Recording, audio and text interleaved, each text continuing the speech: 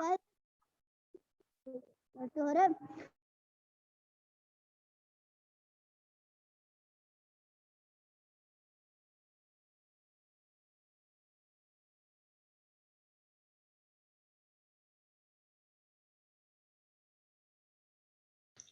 afternoon, everyone. Good afternoon, Yuvraj.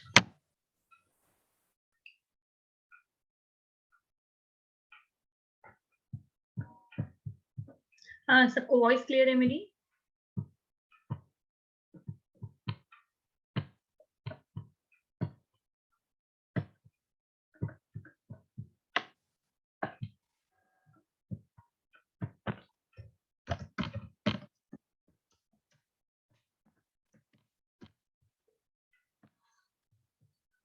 Good afternoon, Adarsh, Satyam. Good afternoon. Swami, good afternoon. Good afternoon, everyone. 2 minute wait कर लेते हैं, बाकी लोग connect हो जाएं, देन हम क्लास स्टार्ट करेंगे। और प्रीवियस क्लास में मैंने कहाँ तक पढ़ाया था और किसी को कुछ डाउट है तो एक बार डिस्कस कर लीजिए।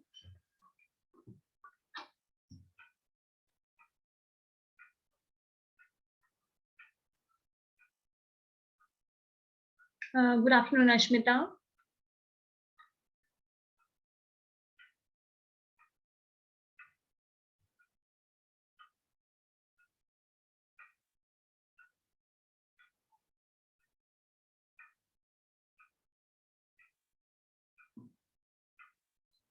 पिछली क्लास से मैंने कर्नल, आई थिंक हम लोग कर्नल पढ़ रहे थे, राइट?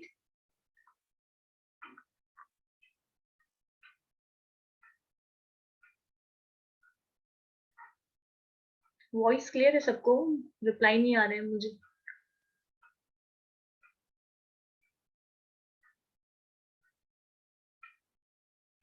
ओके ओके, ठीक है। चलिए फिर स्टार्ट करते हैं हम लोग क्लास। पिछली क्लास में हम लोग कर्नल डिस्कस कर रहे थे।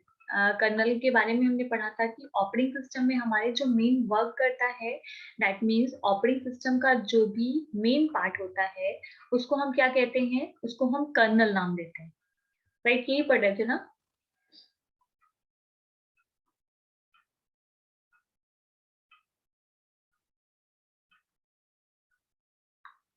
ओके और कर्नल को ही हमने कहा था, kernel is also called the heart of operating system. जो भी आपके ऑपरेटिंग सिस्टम का हार्ट होता है उसको कर्नल कहा जाता है। दैट मीन्स कर्नल को हम हार्ट भी कह सकते हैं, राइट?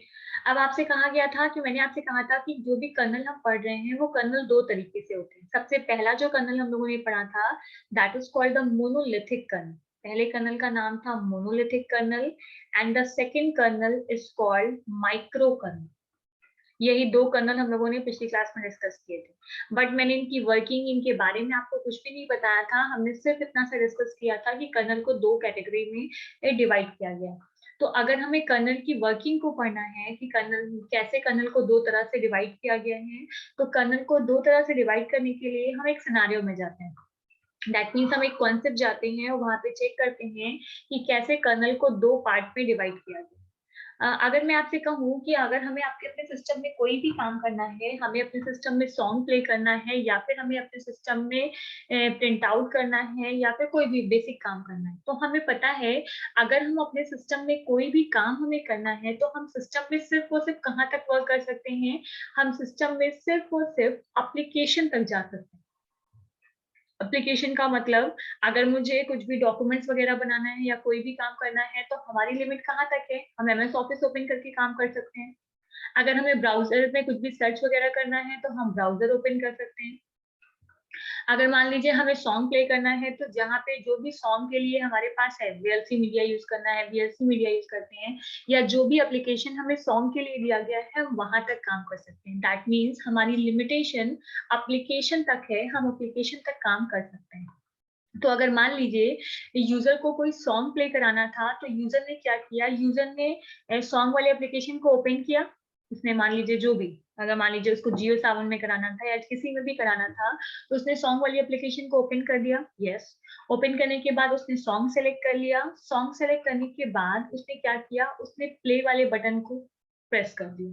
जो भी प्ले का ऑप्शन था उसने प्रेस कर दिया। आप मुझे बताइए, अगर हमारे सिस्टम में स्पीकर नहीं है हम डेस्कटॉप यूज कर रहे थे या कुछ भी यूज कर रहे थे, अगर हमारे सिस्टम में स्पीकर नहीं है तो क्या हम सॉन्ग सुन पाएंगे? सब लोग रिस्पॉन्स कीजिए। अगर आपके सिस्टम में स्पीकर नहीं है तो क्या आप सॉन्ग सुन पाओगे? नो, नहीं सुन पाएंगे। राइट। क्यों नहीं सुन पाएंगे? यूजर ने तो अपना काम किया ना, यूजर ने एप्लीकेशन में जाके चेक किया और इसको तो सॉन्ग प्ले होना चाहिए। तो यूजर क्या करता है? यूजर सिर्फ और सिर्फ अपना प्रोसेस एग्जीक्यूट कर सकता है। अपना प्रोसेस एग्जीक्यूट करने का मतलब वो एप्लीकेशन में जाके प्ले बटन तक दबा लिया। उसके जितने काम थे, अगर उसको कोई डॉक्यूमेंट मान लीजिए प्रिंट आउट करना था, तो उसने डॉक्यूमेंट बनाया और डॉक्यूमेंट बनाने के बाद प्रिंट का ऑप्शन उसने जाके क्लिक कर लिया, उसने अपना काम कर लिया। अपना काम करने के बाद अगर उसको किसी भी इनपुट आउटपुट डिवाइस की जरूरत थी, मेमोरी की जरूरत थी या फिर किसी भी चीज की जरूरत थी, तो उसने सिस्टम को कॉल किया। क्योंकि हमें पता है यूजर खुद से तो स्पीकर नहीं ले सकता, तो उसको किसकी जरूरत पड़ेगी? यूजर को सिस्टम की जरूरत पड़ेगी। सिस्टम का मतलब ऑपरेटिंग सिस्टम की जरूरत पड़ेगी, और उसने ऑपरेटिंग सिस्टम से कहा कि हमें स्पीकर की जरूरत है। ये जो भी सिस्टम कॉल हुआ वो कहाँ गया? ये सिस्टम कॉल कर्नल के पास गया। यहाँ पे एक एरिया था जहाँ पे कर्नल अपना काम करता था, ऑपरेटिंग सिस्टम अपना काम करता था, उसको मैंने कर्नल स्पेस कहा। और ये जो ऊपर वाला मेरा एरिया था जहाँ पे यूजर काम करता था, वो मतलब यूजर की लिमिटेशन थी, उस एरिया को हमने क्या कह दिया? User space. जब सिस्टम ने कॉल किया, ऑपरेटिंग सिस्टम को कॉल गया, तो ऑपरेटिंग सिस्टम के पास कॉल आई। और ऑपरेटिंग सिस्टम ने क्या किया? ऑपरेटिंग सिस्टम ने एग्जीक्यूट किया सिस्टम कॉल। मतलब अगर स्पीकर होगा तो उसने चेक किया, अगर नहीं होगा तो भी चेक किया। मतलब उसने अपने जो भी इनपुट आउटपुट डिवाइस की उसने लिस्ट बनाई हुई थी। हमने पढ़ा था ना, वो इनपुट आउटपुट डिवाइस मेमोरी को मैनेज करता है। तो जो भी उनकी लिस्टिंग थी, उस लिस्टिंग में जाके उन्होंने चेक कर लिया कि जो भी सिस्टम कॉल आई है वो एग्जीक्यूट हो रही है। और अगर इनके पास स्पीकर था तो उन्होंने सिस्टम कॉल को किसको दे दिया?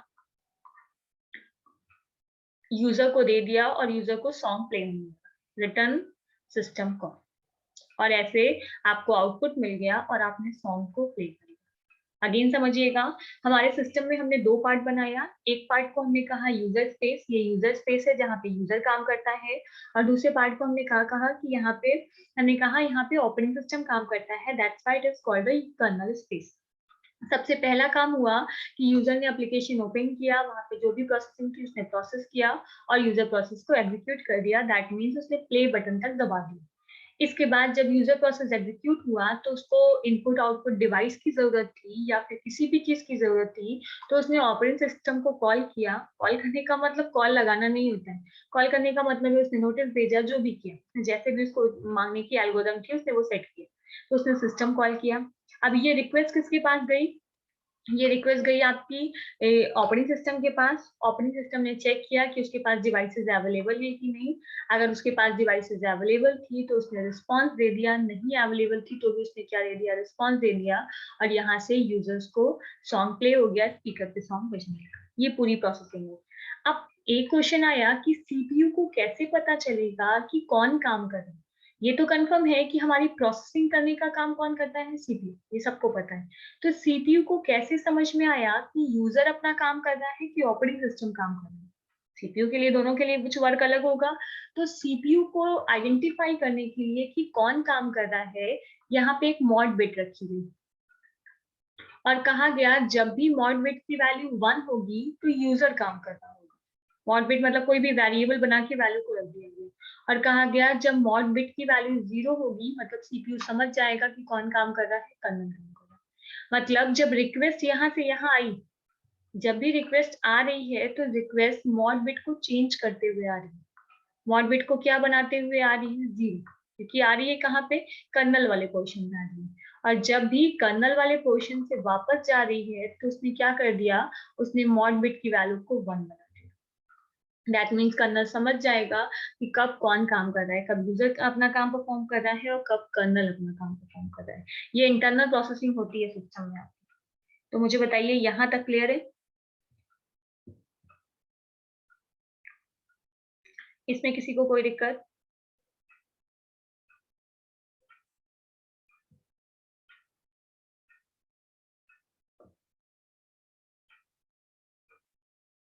सब लोग रिस्पॉन्स कीजिएगा, यहाँ पे कोई दिक्कत?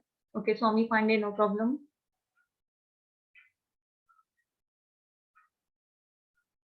Okay Hrithik, Ashmita clear.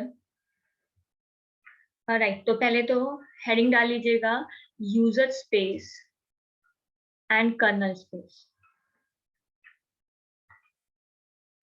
और ये जो डायग्राम मैंने बनाया है उसको एज इट इज बना लीजिए पहले। हेडिंग डालिए यूजर स्पेस और कर्नल स्पेस, सिर्फ और सिर्फ ये डायग्राम बनाना है, दैट्स इट। इसके अलावा आपको कुछ भी नहीं करना।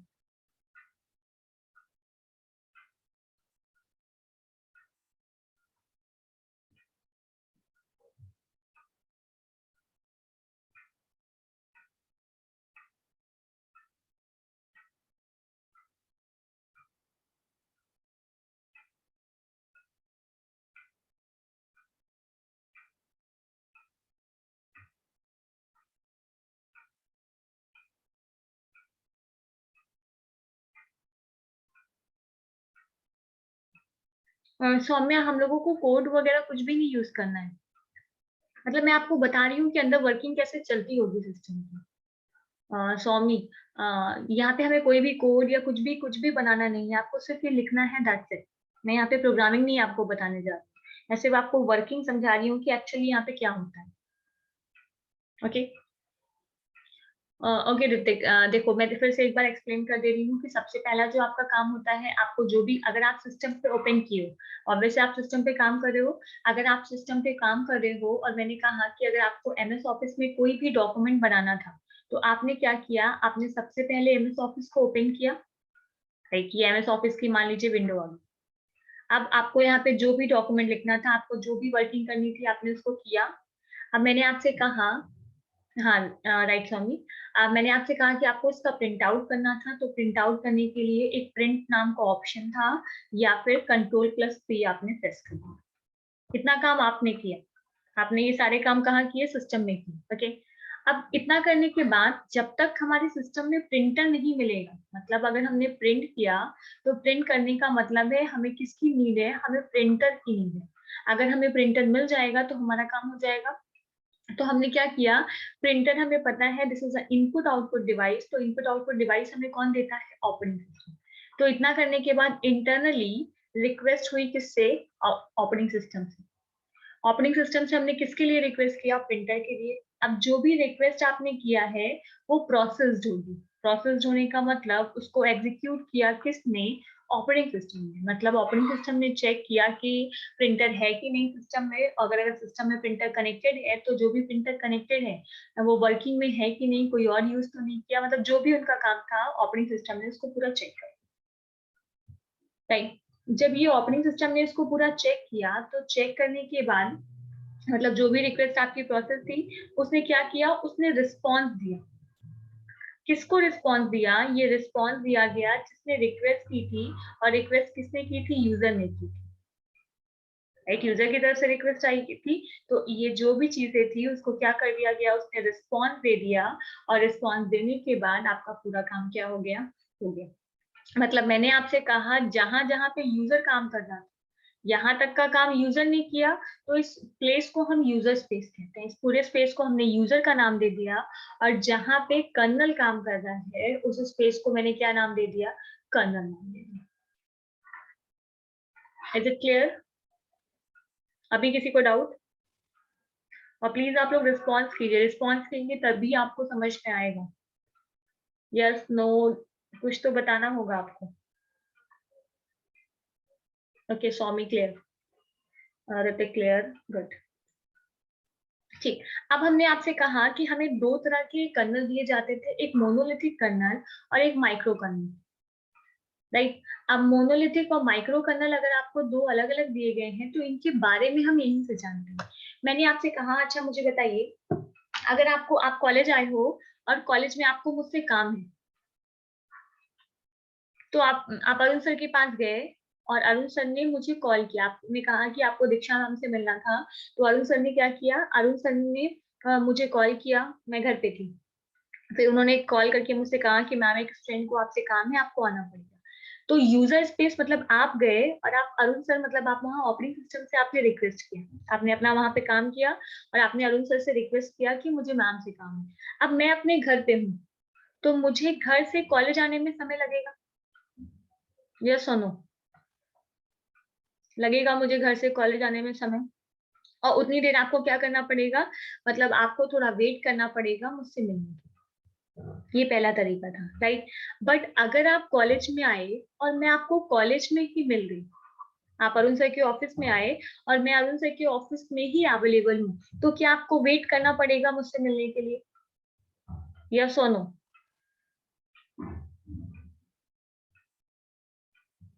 वेट नहीं करना पड़ेगा। दैट मीन्स आपका काम जल्दी हो जाएगा, आपको मुझसे जो भी काम था वो काम आपका तुरंत हो जाएगा, आपको बिल्कुल भी वेट करना नहीं पड़ेगा। यही चीजें यहाँ पे भी होती हैं। कह रहा है मोनोलिथिक कर्नल का मतलब है अगर यूजर स्पेस जहां पे यूजर काम कर रहा है और जहां पे भी कर्नल काम कर रहा है, तो यूजर स्पेस और कर्नल स्पेस दोनों को अगर मैं एक ही जगह पे रख दूं, जहाँ यूजर स्पेस की फाइल्स है या फिर जहाँ पे यूजर काम कर रहा है और जहाँ पे कर्नल काम कर रहा है, अगर मैं दोनों को एक ही जगह पे रख देती हूँ, तो that is called the monolithic kernel. हमने उसी का नाम क्या दे दिया, मोनोलिथिक कर्नल। और जहाँ पे यूजर स्पेस और कर्नल स्पेस को हम अलग अलग जगह पे इंप्लीमेंट करते हैं, हम डिफरेंट डिफरेंट एड्रेस पे रखते हैं, तो उसका नाम क्या हुआ, माइक्रो कर्नल। अभी अभी आपने कहा कि आपको मेरा वेट नहीं करना पड़ेगा, अगर मैं सेम जगह पे होती तो आपको मेरा वेट नहीं करना पड़ता, और अगर आप मेरा वेट नहीं कर रहे हो दैट मीन्स आपकी परफॉर्मेंस क्या हो गई, हाई। आप तुरंत मुझसे मिल लिए, आप तुरंत मुझसे मिल गए, दैट मीन्स आपका काम तुरंत हो गया, तो यहाँ पे परफॉर्मेंस क्या हो जाती है, थोड़ी सी हाई, राइट। परफॉर्मेंस हाई हो गई। दूसरा क्या हुआ, अगर मान लीजिए कॉलेज में कोई भी प्रॉब्लम आती, मतलब कुछ भी कॉलेज में इंसिडेंट होता है, तो वहां पे प्रॉब्लम क्या होगी, अगर मैं वहीं पे हूँ तो मुझे भी तो प्रॉब्लम होगी। मतलब अगर यूजर स्पेस और कर्नल स्पेस अगर आप सेम जगह पे रखोगे, तो कोई भी वायरस अगर अटैक कर रहा है तो वो दोनों को अफेक्ट कर देगा। बट अगर मैं घर पे हूँ तो मुझे वायरस अफेक्ट करेगा क्या, नो, नहीं अफेक्ट करेगा। दैट मीन्स अगर परफॉर्मेंस हाई है तो रिस्क भी क्या हो गया, हाई। अगर यूजर स्पेस में प्रॉब्लम होगी तो कर्नल को प्रॉब्लम हो जाएगी, अगर कर्नल स्पेस में प्रॉब्लम होगी तो किसको प्रॉब्लम हो जाएगी, यूजर स्पेस को। मतलब अगर मेरे सिस्टम में वायरस आता है और किसी एप्लीकेशन में आता है, एप्लीकेशन मतलब यूजर स्पेस का मतलब मैं कहूँ एमएस ऑफिस, अगर एमएस ऑफिस में कोई वायरस आता है तो वो किसको अफेक्ट कर देगा, वो पूरे सिस्टम को अफेक्ट कर देगा, मतलब वो ऑपरेटिंग सिस्टम को क्या करेगा, अफेक्ट कर देगा। तो रिस्क क्या हो गया, थोड़ा सा ज्यादा। और अगर मैं दोनों को सेम जगह पे रख रही हूँ तो साइज क्या हो गई इसकी, थोड़ी सी बड़ी। मतलब अगर फायदा है तो नुकसान भी है थोड़ा, मतलब हमें केयरफुल भी ज्यादा रहना है। और यहाँ पे जस्ट उसका उल्टा, अगर वहां पे परफॉर्मेंस हाई थी तो यहाँ पे परफॉर्मेंस क्या हो गई, स्लो। वहां पे रिस्क ज्यादा था तो यहाँ पे रिस्क क्या हो गया, कम। वो साइज में बड़ा था तो ये साइज में क्या हो गया, स्मॉल, राइट। तो इसी सेम चीज को लिख लेते हैं। अगर आप ये कॉन्सेप्ट पढ़ के पढ़ोगे तो मोनोलिथिक कर्नल और माइक्रो कर्नल में आपको कभी कोई कंफ्यूजन नहीं होगा, हमेशा वो टॉपिक आपके क्लियर रहेंगे। चलिए फिर लिखते हैं। रिस्क का मतलब है सौम्या, अगर मान लो आपका आपके सिस्टम में, ये आपका सिस्टम था और इस सिस्टम में ऑपरेटिंग सिस्टम पड़ा होगा, और साथ ही साथ आपके सिस्टम में ये एमएस ऑफिस की एप्लीकेशन थी, एमएस ऑफिस का सॉफ्टवेयर आपने डाला था। अगर मान लो एमएस ऑफिस का सॉफ्टवेयर किसी रीजन से खराब हो जाता है, उसमें वायरस आ जाता है या फिर उसकी कोई फाइल मिस हो जाती है, या किसी भी रीजन से एमएस ऑफिस खराब हो जाता है, तो अगर जहां पे एमएस ऑफिस की फाइल है वहीं पे अगर हम ऑपरेटिंग सिस्टम की भी फाइल रखें, तो रिस्क ये हुआ अगर एमएस ऑफिस में वायरस आएगा तो वो वायरस ऑपरेटिंग सिस्टम को भी क्या कर देगा, अफेक्ट कर देगा। यहाँ पे रिस्क का मतलब ये हुआ कि अगर मान लीजिए आपका एमएस ऑफिस खराब हुआ तो आपका ऑपरेटिंग सिस्टम भी क्या हो जाएगा वहां पे खराब, क्योंकि दोनों के एड्रेस को मैंने एक जगह पे रखा है, दोनों को मैंने सेम जगह पे लोकेट किया है, दैट्स व्हाई। ओके, तो फिर लिखते हैं इसका सोल्यूशन है, रिस्क ज्यादा है तो वहां पे सॉल्व करने के बहुत सारे तरीके होंगे, हम एंटीवायरस डाल के रखेंगे या जो भी वहां पे तरीके हैं वो करेंगे, मतलब रिस्क होता है और उसको शॉर्ट आउट करने के लिए यूज भी की जाती है चीजें। अब कैसे क्या यूज किया जाता है वो तो उसकी लॉजिक अंदर करनी पड़ेगी। पहला दिया गया है monolithic colonel.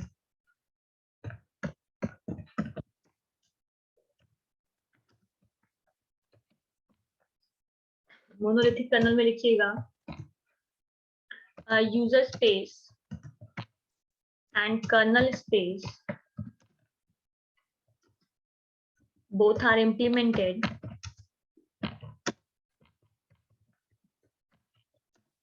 in the same address space.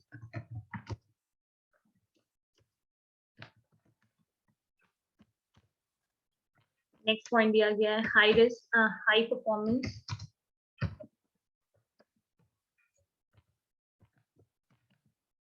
Next point high risk means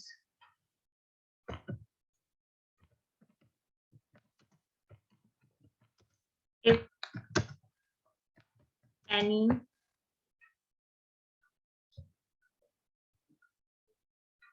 virus attack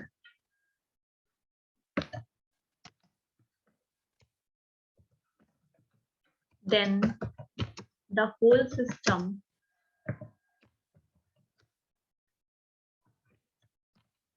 crashes. मतलब पूरा सिस्टम ही क्या हो जाएगा, वहां पे क्रैश हो जाएगा, वहां पे वर्किंग सही से नहीं चलेगी. और ये क्या है, साइज में बड़ा, that means large in size. Next दिया गया है आपका माइक्रो कर्नल. जस्ट इसी को थोड़ा सा चेंज किया गया है, यहाँ पे डिफरेंट एड्रेस स्पेस होगा, that means user space and kernel space. both are implemented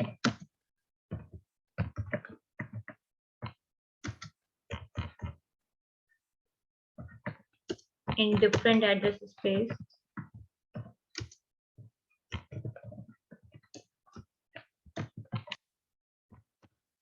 अगर अलग अलग जगह पे है तो थोड़ा परफॉर्मेंस उसके कंपैरिजन में क्या हो जाएगी, स्लो.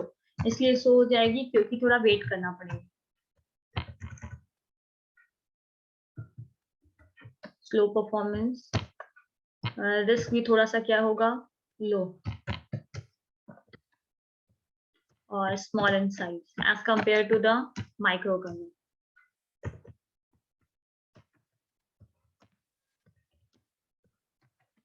इतना लिख के रिस्पॉन्स कीजिए, फिर मैं आगे बढ़ती.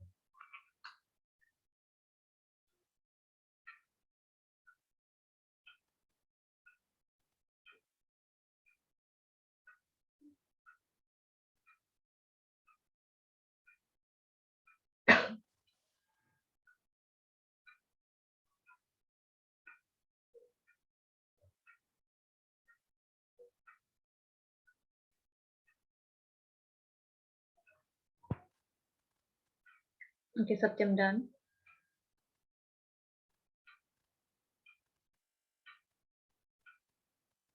Swami done.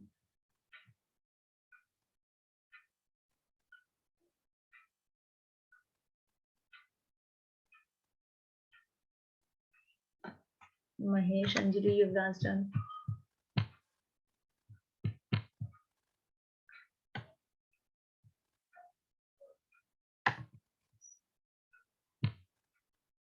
Okay, I think सबका डन हो गया है, तो हम आगे बढ़ते हैं. Now we start with main topic, that is Linux. अब हम अपना मेन टॉपिक स्टार्ट करने जा रहे हैं. और मैंने आपसे कहा था कि मुझे विंडोज के बारे में ज्यादा कुछ नहीं बताना है, बट मुझे लिनक्स के बारे में आपको अच्छे से एक्सप्लेन करना है. तो हम स्टार्ट करते हैं. हेडिंग डालिएगा लिनक्स क्या है, थोड़ा समझ लेते हैं, उसके बाद हम लिखेंगे. ओके, इतना सबको पता है कि this is the operating system. हमने क्योंकि ऑपरेटिंग सिस्टम के एग्जांपल में पढ़ा भी था कि Windows, Linux, Android, these are called the operating system. तो ये क्या है, ये ऑपरेटिंग सिस्टम तो है, ये हमें श्योर है. अगर ये ऑपरेटिंग सिस्टम है तो क्या मैं कह सकती हूँ कि ये सॉफ्टवेयर है? और कैसा सॉफ्टवेयर है, कोई बताएगा? किस टाइप का सॉफ्टवेयर है? This is a system software और द एप्लीकेशन सॉफ्टवेयर?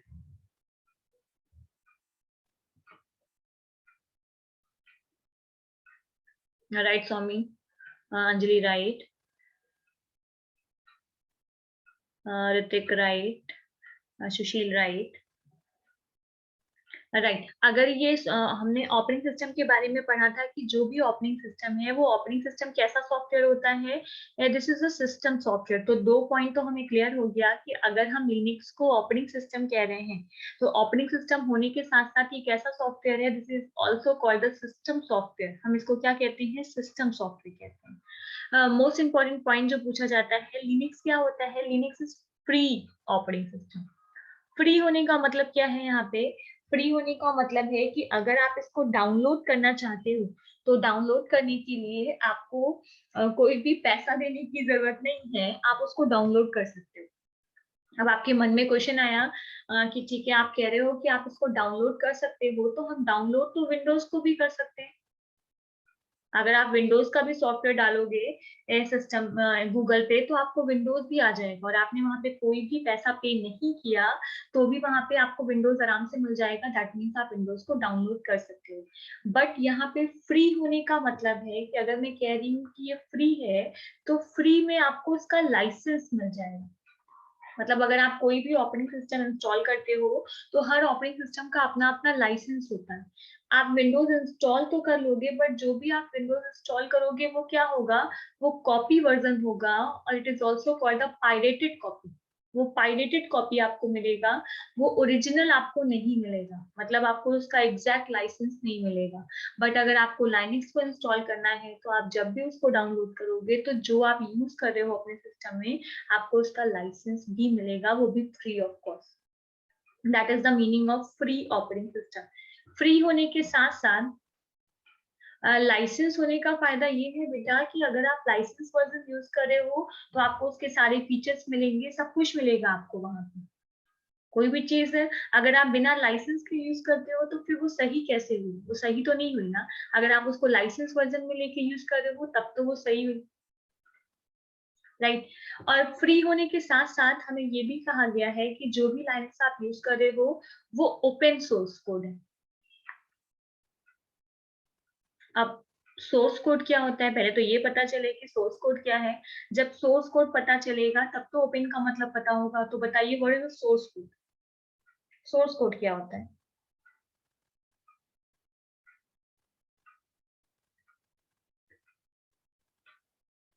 किसी को पता है सोर्स कोड क्या होता है? एचटीएमएल की प्रोग्रामिंग किया है? हाँ राइट, जो आप प्रोग्राम बनाते हो, वेरी गुड। एचटीएमएल की प्रोग्रामिंग किया होगा आप लोगों ने। अगर मैं आपसे कहूँ कि आपको एचटीएमएल में फॉर्म डिजाइन करना है, तो जब आपने फॉर्म डिजाइन किया तो जब आपने इसको गूगल में रन कराया, आपने ब्राउजर में रन कराया इसको, दैट मीन्स आपने इंटरनेट एक्सप्लोरर में, गूगल क्रोम में इसको रन कराया, तो जब आप इसको रन कराओगे तो रन कराने पे समय से फॉर्म बन के आता है। बन के आता है ना, नेम, फादर्स नेम, जो भी आपने दिया है वो सब यहाँ पे आएगा। आप सेलेक्ट का बनाओगे, बट जब आप इसको रन कराओगे तो वहां पे कोडिंग नहीं आएगी। बट जो फॉर्म बना है वो फॉर्म बना किससे है? वो फॉर्म कोड से बना है। तो किसी भी चीज के लिए जो आप कोड लिखते हो that is called the source code. तो यहाँ पे वो सोर्स कोड क्या है? ओपन है। दैट मीन्स जिस कोड का यूज करके लिनक्स को बनाया गया है वो ओपन है। अगर आप चाहते हो उसको देखना तो आप जाके उसको देख सकते हो। मतलब जब आप अपने सिस्टम में लाइनक्स को इंस्टॉल करोगे तो इंस्टॉल करते समय अगर आप करने के बाद आप उसका सोर्स कोड देखना चाहते हो कि सोर्स कोड क्या है, कैसे कोडिंग की गई थी, कैसे बनाया गया था, तो वो पूरी तरह से ओपन है। दैट मीन्स कोई भी उसको देख सकता है। That is the meaning of open source code, right. और मैं आपको बताऊं, जो इसका सोर्स कोड बना है वो बेसिकली दो लैंग्वेज को लेके बना है। जो सबसे पहला बना है वो बना है सी लैंग्वेज, सी लैंग्वेज पे। दूसरा इसमें जो लैंग्वेज यूज की गई है that is called the assembly language. C language और असेंबली लैंग्वेज को यूज करके ही इसकी कोडिंग की गई है। दैट मीन्स अगर इसमें 70% सी लैंग्वेज यूज किया गया है लाइनक्स को बनाने के लिए, तो 25% कौन सी लैंग्वेज यूज किया गया है? Assembly language. और जो भी 5% बचा वो कुछ बेसिक लैंग्वेज अलग से यूज की गई थी, जिनका यूज करके लिनक्स को बनाया। तो 3 पॉइंट क्लियर हुआ। पहला क्या? पहला ये क्लियर हुआ कि जो भी लिनक्स है वो ऑपरेटिंग सिस्टम है। अगर ये ऑपरेटिंग सिस्टम है दैट मीन्स ये सिस्टम सॉफ्टवेयर है। ये फ्री ऑपरेटिंग सिस्टम है, दैट मीन्स इसका लाइसेंस वर्जन हम फ्री में डाउनलोड कर सकते हैं। और साथ ही साथ ये ओपन सोर्स कोड है। ओपन सोर्स कोड होने का मतलब है कि इसके सोर्स कोड को आप जाके चेक करके देख सकते हैं, राइट। तो फिर लिखते हैं,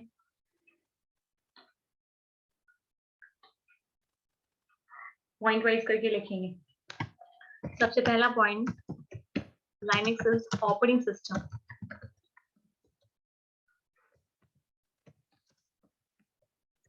That means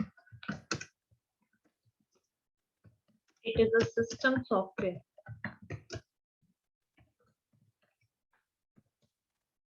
Next point, Linux is free and open source operating system.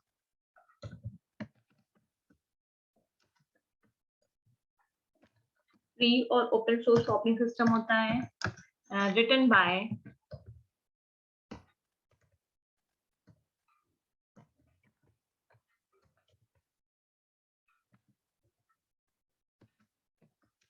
Using C language and C language कितनी है, अगर मैं यहाँ पे लिख दूँ 75% कॉमा असेंबली लैंग्वेज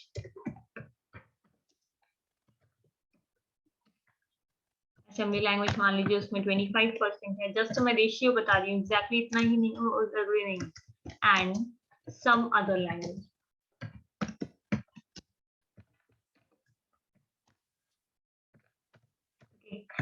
इसको डेवलप किया गया था, इट इज डेवलप्ड बाय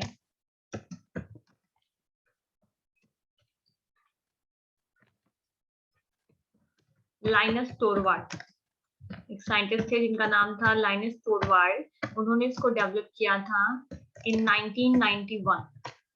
1991 में इसको डेवलप किया गया था at AT and T Bell lab, मतलब एक ये लैबोरेटरी थी जहाँ पे इसको डेवलप किया गया था, और किसके अंडर इन्होंने इसको लॉन्च किया था, अंडर GPL। GPL का मतलब होता है जनरल पब्लिक लाइसेंस।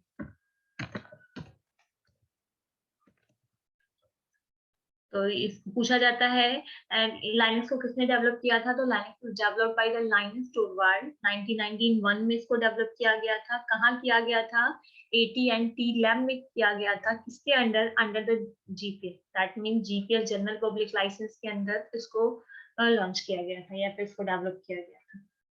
यहाँ तक किसी को किसी भी पॉइंट में दिक्कत है तो पूछ लीजिए।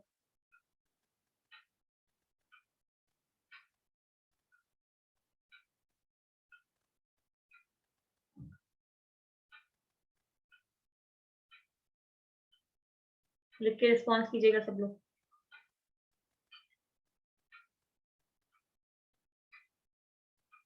किसी पॉइंट में कोई भी ओपन और फ्री सोर्स कोड का मतलब याद रखिएगा, बस फ्री का मतलब है license version free of cost मिलेगा। अगर कोई आपसे कहता है आपको कंफ्यूज करने के लिए कि विंडोज भी अगर हम डालते हैं तो विंडोज भी हमें फ्री में मिलता है, तो ध्यान रखिएगा कि विंडोज फ्री में तो जरूर मिलता है बट लाइसेंस वर्जन नहीं। लाइसेंस वर्जन हमें किसका, लाइनक्स का फ्री ऑफ कॉस्ट मिल जाएगा। ओके, लिख लिया सबने?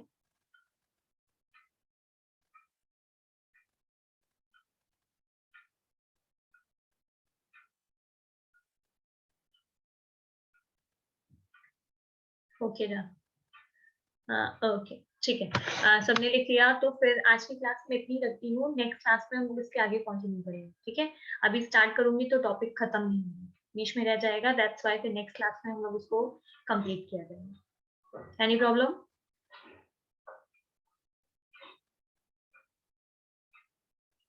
Okay, done. Thank you everyone, thank you.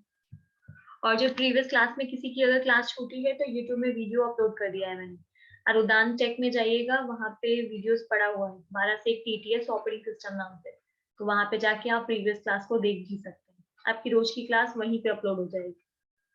Okay, thank you.